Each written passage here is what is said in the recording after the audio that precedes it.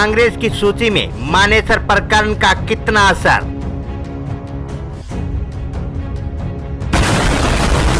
क्या पायलट समर्थकों को मिलेगा टिकट? सीएम अशोक गहलोत ने खोला राज।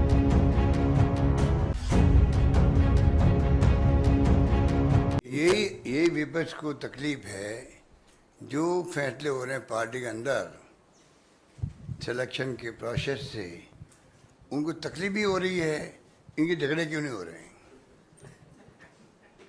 आप सचिन पायलट की तरफ इशारा कर रहे होंगे। जितने फैसले हुए हैं सबकी राय से हुए हैं। तो जो भी सचिन पायलट साहब के जो हमारे सपोर्टर भी होंगे, उन सबके फैसलों में भागीदार बन रहा हूँ उनके पक्ष में। तो आप सोचते हो कितने स्मूथली फैसले हो रहे हैं। ये तकलीफ बीजेपी को होती है और किसी को नहीं होनी चाहिए कि हम सब एकजुट हैं। हम सब एकजुट हैं। जब उनके साथ लोग गए थे, उनके टिकट सब क्लियर हो रहे हैं करीब करीब। उससे बड़ा उदाहरण क्या मैं दे सकता हूँ आपको? एक टिकट में भी मैंने ऑब्जर्वेशन नहीं किया हो मीटिंग के अंदर, उसे अंदाज कर लीजिए कितनी पकाएगी हमारी, कितनी प्यार मोहब्बत आपस के अंदर है। तुम मांगते मांगते थक जाओगे, मैं देते देते नहीं थकूंगा। वो मैं निभाया वहाँ राजस्थान है। और इसलिए आप समझ लीजिए, वो जो गए हैं, कहीं गए हैं, अभी क्राइटेरिया सिर्फ एक है, वो है विनिबिलिटी क्राइटेरिया है। वो सब बातें हम भूल चुके हैं। हम सब एक होके इलेक्शन लड़ना चाहते हैं। नमस्कार, आप देख रहे हैं के न्यूज। मुख्यमंत्री अशोक गहलोत के संकेत के बाद राजस्थान में पायलट कैंप में हलचल बढ़ गई है। कांग्रेस की केंद्रीय चुनाव समिति की बैठक में 100 से ज्यादा सीट पर उम्मीदवारों के सिंगल नाम तय कर दिए गए हैं। अब इंतजार सूची के जारी होने का है। माना जा रहा है कि शुक्रवार को सिकराय में प्रियंका गांधी की सभा के बाद कांग्रेस की पहली सूची जारी हो जाएगी। उससे पहले मुख्यमंत्री अशोक गहलोत ने दिल्ली में ये संकेत देकर पायलट समर्थकों को उम्मीद दे दी है। गहलोत के संकेत के बाद माना जा रहा है कि कांग्रेस की पहली सूची में मानेसर गए विधायकों को भी जगह मिल सकती है।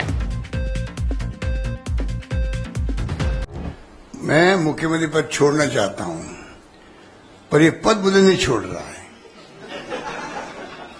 अब तो समझ जाओ कितनी नहीं, हिंदुस्तान में कितने मुख्यमंत्री हिम्मत है जो ये कहे कि मैं पद छोड़ना चाहता हूं, पद मुझे नहीं छोड़ रहा। बताइए दीजिए कितने मुख्यमंत्री है? इतिहास में कभी किसी ने कहा क्या? मैं कह रहा हूं मैं छोड़ना चाहता हूं, आज ही कह रहा हूं छोड़ना चाहता हूं, पर ये पद मुझे नहीं छोड़ रहा है और शायद छोड़ेगा भी नहीं। वही राजस्थान के पूर्व मुख्यमंत्री सचिन पायलट ने कहा कि उन्होंने कभी किसी जीतने योग्य उम्मीदवार का विरोध नहीं किया है और यहां तक कि उनका भी, जो पिछले साल सितंबर में हुए प्रकरण के दौरान अनुशासनहीनता के आरोपी थे।